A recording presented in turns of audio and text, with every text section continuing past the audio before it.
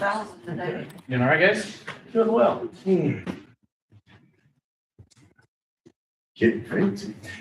Yeah. Oh, please, I got more than that. But I'm paranoid too, so that's why I've got multiple things up there. Back it Oh, up. Exactly. Good morning, everyone. I'd like to welcome you to the Williamson County Board of Commissioners regularly scheduled monthly meeting. It's Tuesday, February 10th, 2026. It's 10:01 a.m. Can I have a roll call, please? Tim Atkinson. Present. Jim Marlowe. Present. Jim Razor. Present. All right. First item on the agenda today. You ready to get started? Thank you. To the flag of the United States of America, to the republic which it stands, one nation, under God, indivisible, with liberty and justice for all. Mr. Reed, could you lead us in prayer? Thank you.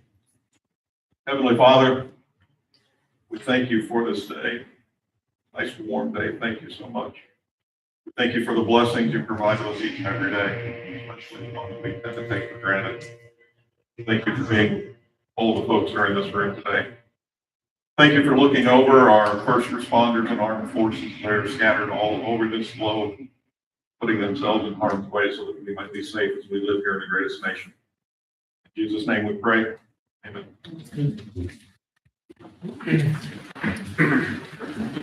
been a while since we've had a meeting, Jim. I just got on practice.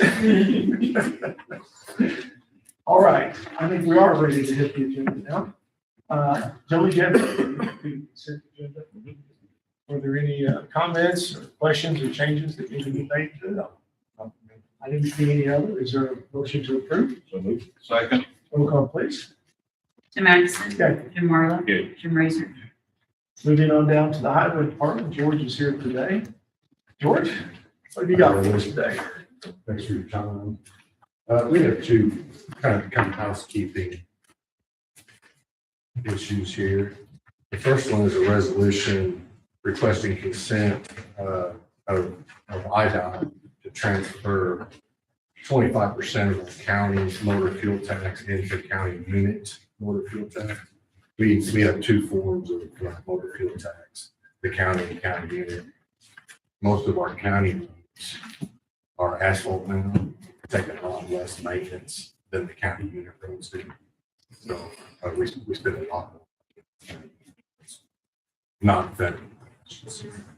So IDOT lets you transfer up to 30% of your county motor to county unit. So we would like to transfer 25%. That's Okay, and that about $500,000. All right. Any questions or comments about this? I make a motion that we accept pass resolution number 2602-10-10, resolution requesting consent of the Department of Transportation to the transfer of county motor fuel tax funds. Second? Second. Okay, roll call, please. Tim Atkinson. Yeah. Jim Marlowe. Yeah. Jim Razor.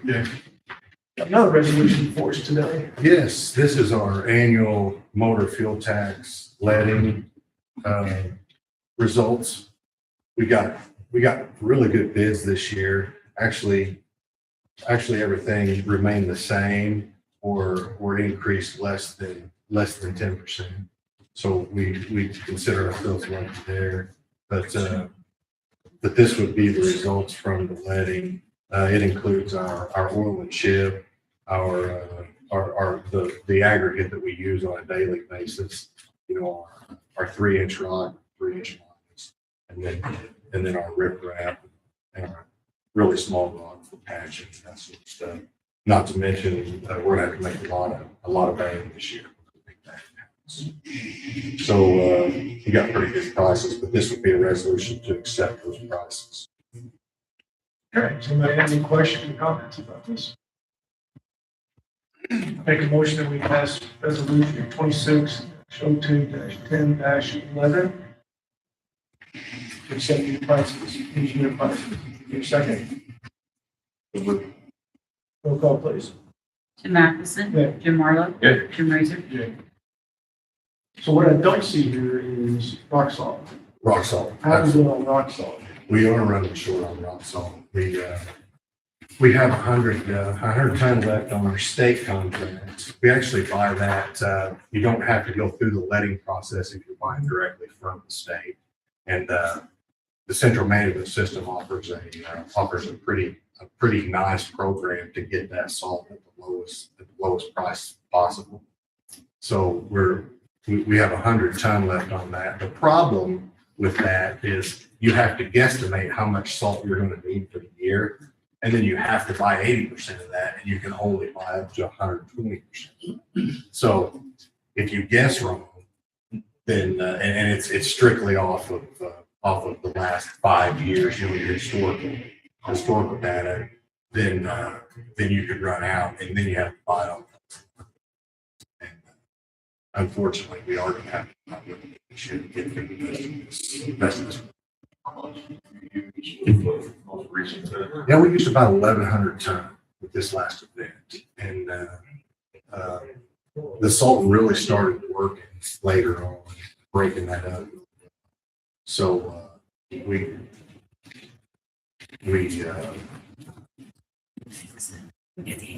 so that ran us short. It's pretty big. Pretty big. Any comments you'd like to make about your department's response to it? You know, I don't think so. We definitely appreciate the public helping us out, and you know, they offered roads, all the LPAs in the area work together. We thank you guys for the support, especially the Commissioner Razor with their expertise. Helped us out a lot. Emergency management helped us out a lot. You know, the sheriff's office was there, helped us out a ton. He reached out to me and told me that you guys were working well together. Absolutely. And then the guys at the highway department, they just, you know, they have a lot of work going on. They do it home, and you know, they sacrifice big for the county.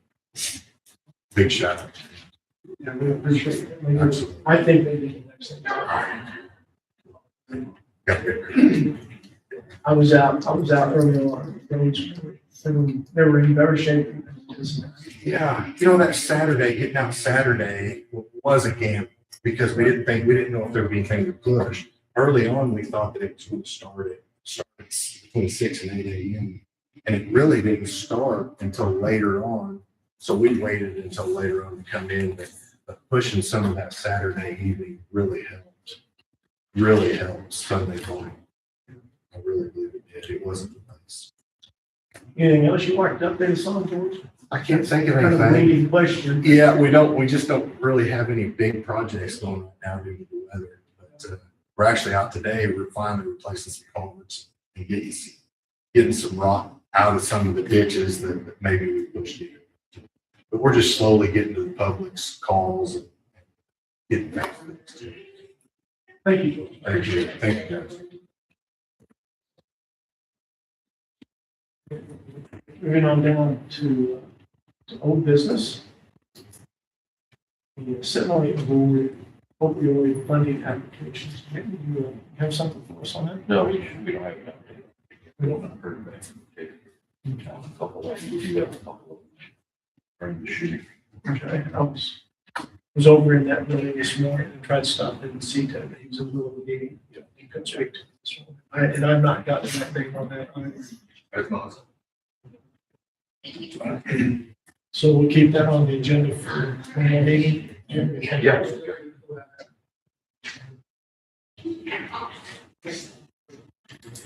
Mirror Networks, Microsoft 365 cybersecurity and the agreement.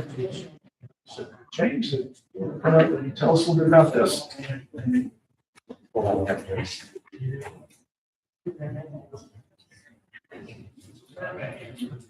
So we have just kind of the very tail end of migrating data to Microsoft 365. Some of this is already in here, you've actually already approved. We already had it from last everything. So really, this is just kind of on this agreement, it's really since our 3-year agreement is coming up, we just happen to coincide with this move to 365. This is kind of funny. The only change, or something that we wanted to add on here, that we did not have before is, what's called, ITDR. It's Huntress's Identity Threat Detection and Response. I'll be frank with you, as I was mentioning to Jim this morning, I find that this piece of software is ridiculous. But its job is, let's say you log into your computer, your email, or your phone, or whatever the case may be. Let's say 5 minutes later, all of a sudden your account logs in Russia.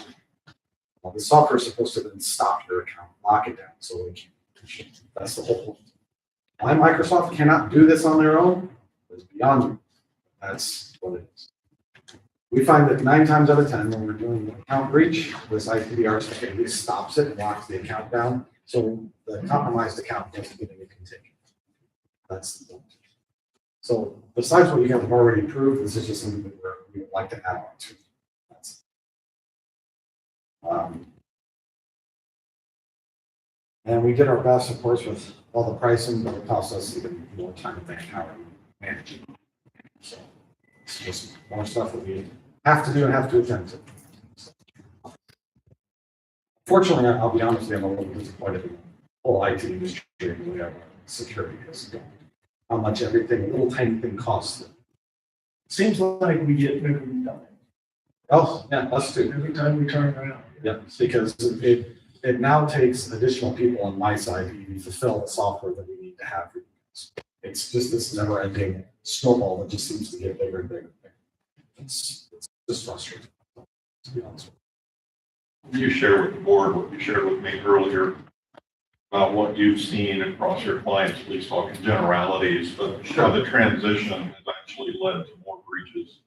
Yeah, so way back in the day, a decade ago, we used to host Microsoft Exchange in-house. Williamson County used to actually be part of that 7 years ago. We hosted Dreamin'. We never had issues with account breaches or takeovers or anything of the sort. Right? Well, Microsoft increased all of our licensing costs, basically making it impossible for us to keep going. The costs were too high. So we're like, all right, we're going to have to make the tough decision to move 1,000 people out of our data center and into Microsoft 365. It took us a year to complete. As we were doing this, though, we started seeing ramifications of it on the other side. Accounts were getting breached. So one of our larger clients, for instance, where they have 180 employees, 200 employees, within a matter of 15 minutes, we had 75 people get their accounts breached. That's why, hence why we're now having to thrust forward things like Checkpoint by Avon for anti-spamming, anti-malware, all this additional security with that. It also comes with training for users. So we can teach them how to spot fake emails. But let's be honest, nobody's spot fake email. Even if we give them training, they're not. Then things like ITDR have to come through. All of these extra bits because we see this ludicrous amount of Microsoft 365 now being our weakest security point out of the entire infrastructure. You know, there was a time when you would, our firewalls, right? People would be like, oh, they breached past the firewall, and yada, yada, yada. Right? Back in the 80s and 90s, people would say hack, right? Now, it's the Home Secretary that doesn't have any kind of anti-spam filter in her Microsoft 365 account and clicks something because she wants that 20% off coupon for Walmart. And it ends up, bang, the whole machine just got taken over. This is why not only do we have to protect the Microsoft 365 side, we have to protect the machines, we have to protect the servers. It's all down the line in every possible connection or interaction a user has with anything. It's coming from every direction. It's just crazy. So, it's disappointing. Unfortunately, that's kind of the world we live in. You might have any questions or comments on this? Jim, what's your thought? Because you're kind of more time ago. You know, I don't want to spend money. I share the opinion of James that it seems that corporations force us into this for their profits. But that's where we are. I shared with him my opinion that Microsoft will not take care of this, but then they can license it to someone else. So you have to buy that, and in the meantime, they get another license fee from whoever that vendor is. That's my opinion. I don't have anything to back that up. It's what it feels like. So I'm not happy about it. But protecting the data that we have here is so important. Because if you think about the data that's available in the clerk's office, available at the courthouse. I think we have to do at least everything that's reasonable to protect that data. Our clients tend to be our residents, and we don't want their information taken over, stolen, or leaked. So there would have been an increase here anyway as we re-up to 3-year. I think the mayor has at least made an effort to reduce that to help offset the cost of adding this other layer. Am I happy about spending more money? No. But at the same time, I think we've got to protect our data. As long as, if we're spending this money, as long as we're getting the protection. Right. As little as I know, I'm satisfied. The getting protection, in your opinion, is. We're adding a layer of protection that unfortunately I think is necessary. Jim, do you have? I think it all comes down to what you do, when you do it, and what you do about it. If something drastic happens, it does cost. I think I kind of agree with. We need to do what we need to do to protect our data.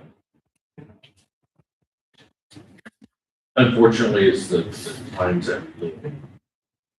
So, see this as an ongoing battle as we move forward. If this should be good for us, limited amount of time, and something else. I'll take that as well. There's always going to be the next, There's always the next threat, there's always the next time. and it just is going to continue. It's just, yeah, that's the snowball. It's just going to keep, yeah. If you remember, when we started this process all these years ago, I think all three of us were thinking, we have to trust the experts. The people in the council has to do this, even though it's not. I think we can trust. His company, his firm's not giving me any reason I can trust him. We've continued to bring the IT line in under budget. Yeah. Each year, even though it is a big number, It's a huge number. but we've kept it in check to that point. So I'm satisfied there, and we will even with this. And I would like to say too, that I think I come forward many times that, hey, let's not spend this money, let's not spend that money, let's do this instead. So from our aspect, I would never try to put something in place. You have been an advocate to keep the cost down. I will say that. Every time we talk, it's always, can we keep the cost down? I appreciate that. Anything else on this 3-year contract here? So someone will make a motion to approve it. Very last page, it was, the two numbers were $11,094.85, 2,029, 13 for a total of $13,124.85. So move to approve Microsoft 365 cybersecurity agreement with Mayor Networks. Total monthly cost of $13,124.35. Second. All right, anybody have anything else to say? Can I roll call, please? Tim Atkinson. Jim Marlowe. Yeah. Jim Reason. Thank you, James. You guys have any questions about this? Now on that, we have one more proposal. Oh, That's the Microsoft 365. I think this is for general licensing. Oh, that's the one we actually just discussed. Which one did we? No, That's okay. what we're doing. That's what we're, I think we just discussed the 365 one, the one that you just pulled out. You explained it. Okay. Go right ahead. Okay. All right, I think this is just, again, this is just for some licensing. Correct. This one is mostly approved already as part of your 365 agreement. Yeah. A short while back.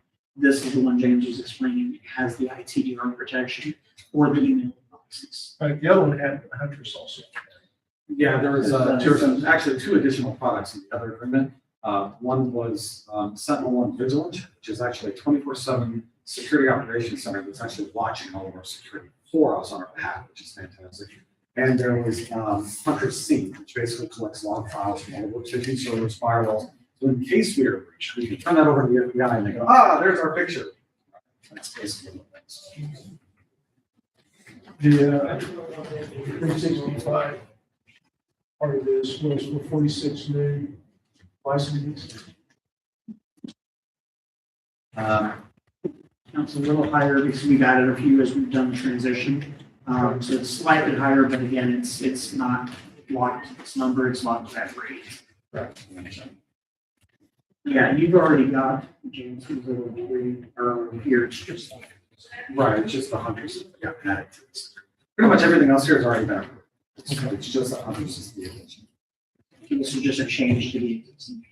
Right. This is a one-time cost, or is this? This is monthly for the ITDR and like the Office 365 account protection changes. It's for every user. It's got the backups, it's got the cybersecurity stuff, the anti-spam, the Huntress, and it's got everything in it in Microsoft 365 in one place.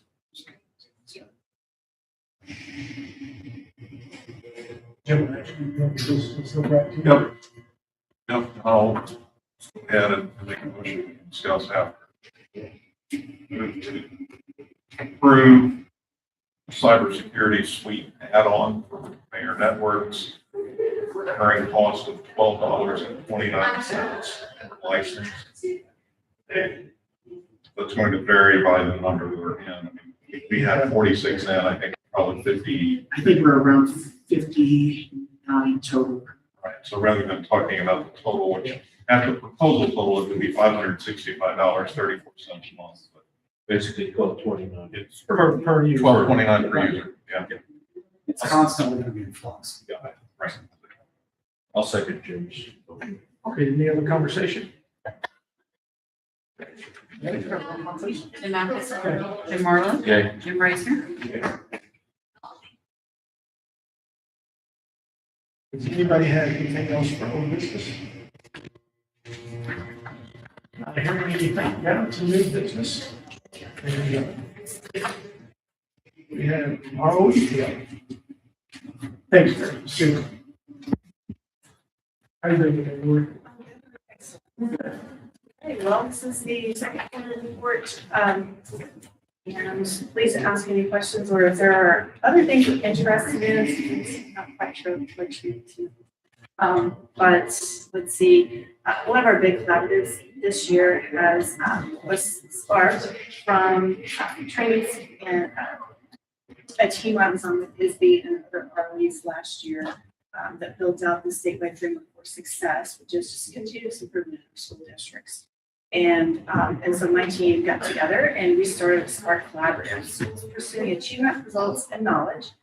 We just completed our training yesterday, and we have 2 more to complete the year. And what we're doing is we're just walking through all of the state data, teaching the school teams. So they had to come with a team, an administrator, other people, oftentimes like department heads, counselors, guidance counselors, and coming together, we're teaching them how to read the data, how to articulate the data, and then dive in so they can identify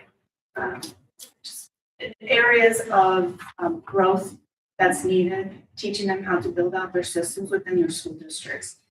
It's been great. We started with about 150, and we have had 150 show up every training. With those large trainings, they often trickle off, but they are making an effort. It's quite valuable information. And so, with that, we're trying to feel growth, light the way for continuous improvement in our schools, pushing that academic lens for our districts. And so, we are the first RV that's really put this out and developed something.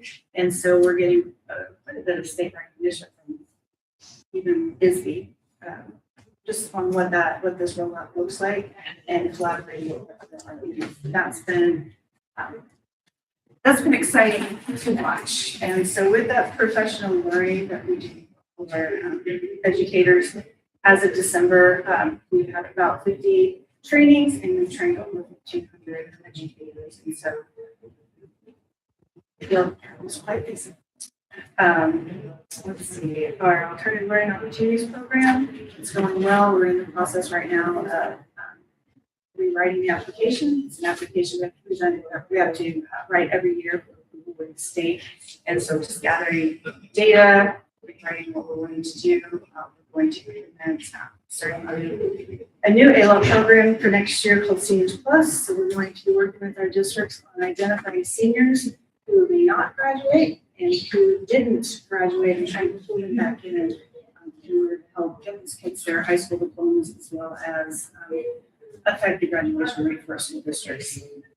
This is our second year of the spelling bee. It was a lot of fun last year, and so this year we had a Johnson Massac spelling bee, and then last week we had our Williamson Franklin combined county spelling bee, and tonight we have our first ever Quad County spelling bee. So that's gonna be a lot of fun. Just bringing 8 kids from each, so there'll be 16 kids tonight. And then Where's that at? March, Where's at the that? pavilion tonight at 4. Well, it starts at 5. Registration starts at 4. We went 43 rounds the other night. So the kids are doing a great job. 43 rounds. 43 rounds. But it was good. It was good. We were really proud of them. They put a lot of time and effort into it. They had an extra week to study because of all the stuff. So anyway, so that's tonight. That's always a fun time. And then Coats for Kids, the golf outing fundraiser that we do with IBW. We were able to shop for students in the 4 counties and spend about $5,000. So those are just a few of the things. You are leave. Have any questions? How many days on average do we miss with the snow? 3. Down south, they took a week. Some schools used to be learning days, others just did snow days. Did we attempt, I assume we attempted some kind of homebound learning with that? or- Yeah, some of our schools who have e-learning, that's the e-learning. Some of the schools who had the approval and plan in place, they utilize them, others didn't. A lot of that is just depends on the union if the district, if they want the district to apply. And in your opinion, does that improve from what we learned from COVID? I mean, is the e-learning that ever been done?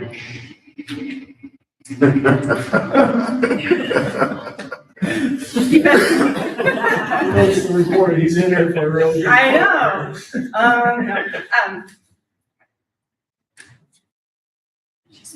Okay. Mike, is it? I'm not gonna stop. I haven't asked you. Is there a new program for preventing truancy? A new program? And yeah, so there's somebody implementing a different type of truancy program. Well, Daryl Wimberly was at Marion High School for years. Always was on the kids about truancy at Marion High School. He got a grant a couple of years ago called Connect 365, and we've been collaborating with them. His program allows him to pay students and families for coming to like informational and educational meetings, and so ROE has presented at many of those. We work in collaboration with him, but other than that, there really isn't. The alternative learning opportunities program that we have in the school districts, we heavily focus on truancy as well as with our truancy programs. So all of our student programs are collaborating and working together to really, improve truancy. Are those programs also paying parents and students? No, we can't pay parents. That's just the Connect 365. And the Connect 365, that's all funded through grants. Yes, it is. It's not funded through any money given by the county. It's ROE. And that doesn't come to the ROE. That's purely through Connect That's 365. And that's only in certain schools. And so it's in Marion Junior High, Carbondale Junior High, and I think Heron Junior High was picked up this year because they have. not, I'm not exactly sure. I mean, I have information. I know that. I don't know the ins and outs of his program. That had been a suggestion many times over the years, to pay kids to show up to Yeah. school. Even to pay parents to do the truancy classes. So it was brought to my attention, and that it was actually happening. And the question of this fellow is that county from. I don't know where the. It's these, we thought it was a great idea, but Yeah, You for me, it's still commentary on whether it's a good idea. Yeah. I'm not a teacher. you show up, you show up. Right. They do that. To me, it was just, it would have been concerning good. Lori, thank you so much. Anybody have anything else that they'd like to ask? Hopefully you'll come back in the next quarter. It wasn't too loud today. Not too bad. Thank you. Okay, thank you.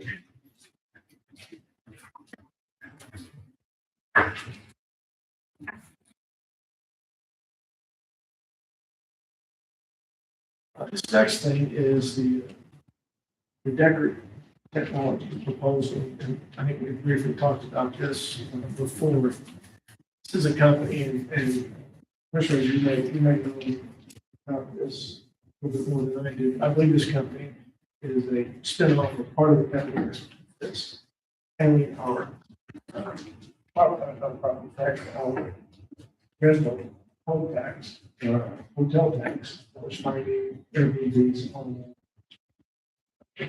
And Brett, you had an opportunity to look through this proposal. I did. Some concerns that I had on just the services agreement are pretty much the standard. It's got a auto renewal clause. If you don't provide 60 days notice, it automatically renews. It's got a choice of law, being California, is what's in there as well. And then at the very back, it indicates some optionals as far as the fee payments, some of which clearly don't apply. Just a note, it indicates, hosted on a city website or a county, those types of things. So I think it's your boilerplate agreement. Not sure if they would be willing to change anything to Illinois or a specific term, et cetera.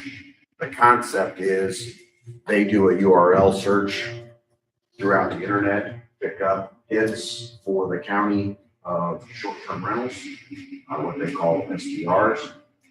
So it'd be your Lake of Egypt, your VRBO, those types of things that aren't already registered.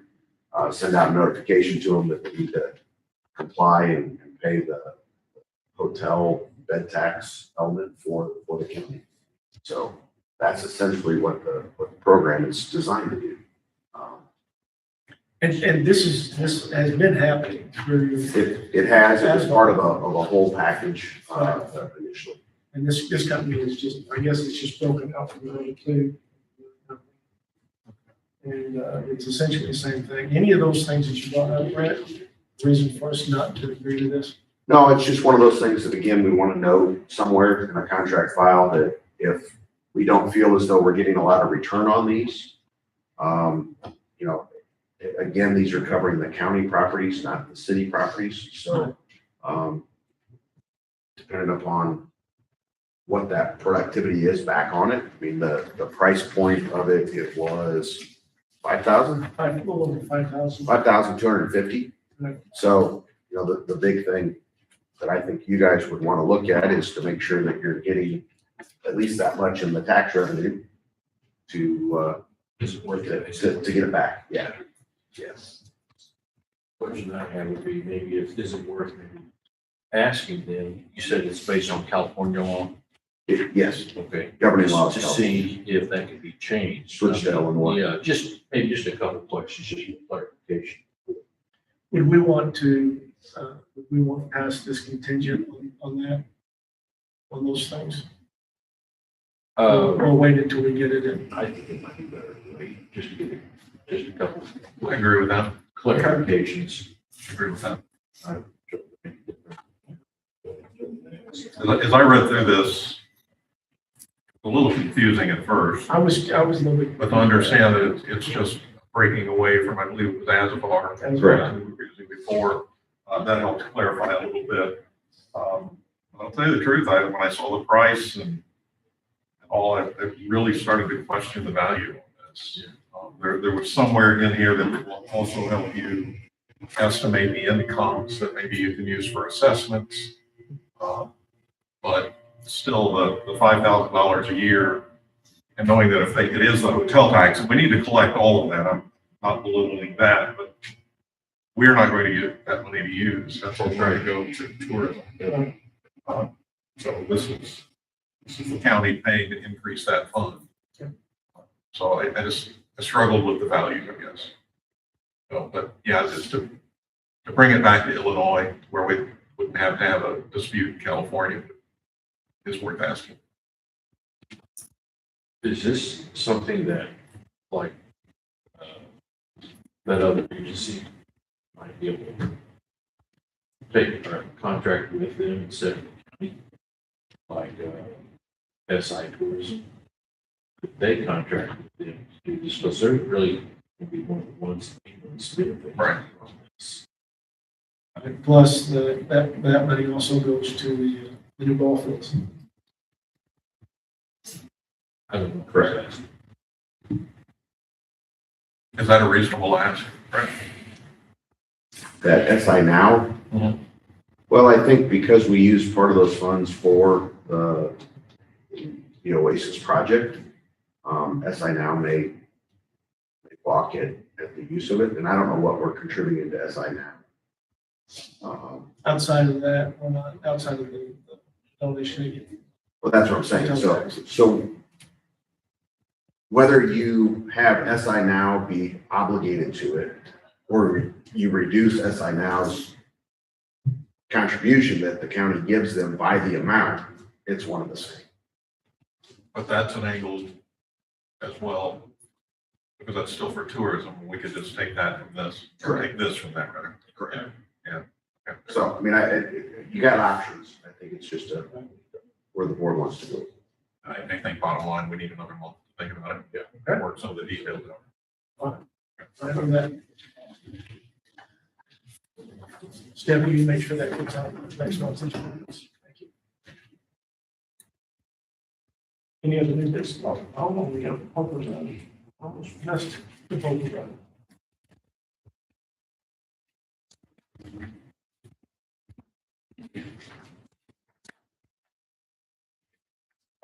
Okay, I have a override another parts license application from Trace Little Scholarship.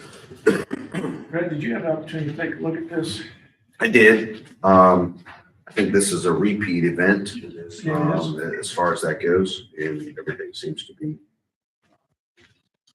in order as far as that goes. Okay, do they have any questions about this? Or we can answer them. You ready? I'll make a motion that we approve the Rapid Poker Run and Queen Park license application for the Trace Biddle Scholarship Fund. Roll call, please. Tim Atkinson. Yes. Jim Marlowe. Yeah. Jim Razor. Anybody have any other new business we need to talk about? Okay, moving on down. I have a water board appointment. And I have a fire department, Williamson County Fire Department appointment. For the fire department appointment first, a letter from Williamson County Fire Department to ask us to reappoint Ronnie Joe Hell and Rusty Baker, as their terms are expiring.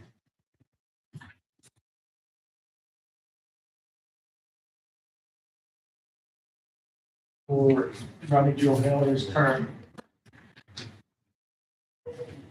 we start on April 30th, 2026, it expire on April 30th, 2029.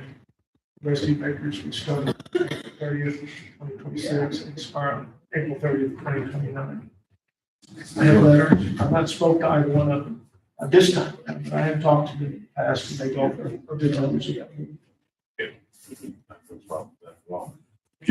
Question I have, do we want to do this separately? They're in one resolution. That you see the reason why we can do that in one resolution? Nope. All right, then. I'm making a motion that we approve resolution number 26-02-10-13, Williamson County Fire Protection District, for reappointments for Rodney Joe Hale and Rusty Baker. Is, Both terms expire April on 30th. April 30th, 2026. These are 3-year terms commencing on April 30th, 2026, due to expire April 30th, 2029. Is that long? That is a long motion, yeah. And I agree, and I'm glad that people continue want to serve with these groups. It means a lot. And I thank these guys for picking up this volunteer. Roll call, please. Tim Atkinson, Okay. Jim Marlowe, Yeah. Jim Mosher. Okay, and on our sheet on the water department, Bill's Kitchen Water Board has got 2 members, and that was you guys will see the letter. 10 minutes, they're his secretary. I talked to Tim about this. They listed 2 members, but only 1 member is a Williamson County president, and that would be Richard Pizzoni. And his term expires on February 28th, 2026. And I believe this was a 5-year term. And so he would expire, his term would expire on February 28th, 2031. The other person listed on this is a Jackson County resident. Jackson County. So to make a motion that we accept the nomination for Richard Pizzoni to continue his board membership at Devil's Kitchen Water District from February 12th, 2026 until his termination, expiration, February 28th, 2031, resolution number 26-02-10-15. Second. Roll call, please. Tim Atkinson. Yeah. Jim Marlowe. Yeah. Jim Mosher. And once again, I appreciate that for the willing to serve at least those positions. Those are not. Sometimes those are just really hard for me hard to find people to remember. I appreciate that. Does anybody have any public comment from the meeting? Public comment? Anything to say? Okay, going once. Going twice. Okay. Moving on down to miscellaneous. I don't have anything for animal control. We will be meeting at 1:30 this afternoon for a continuation. This meeting, the animal control facility will be then. I don't have any travel reimbursements that I know of. No ARPA, budget fatigue here, and we don't need an executive session today. Does anybody have anything else this meeting? Okay, I make a motion that we recess and reconvene at 1:30 today. Roll call, please. Tim Atkinson. Yeah. Jim Marlowe. Yeah. Jim Mosher. Thank you, folks. Thank you for coming today.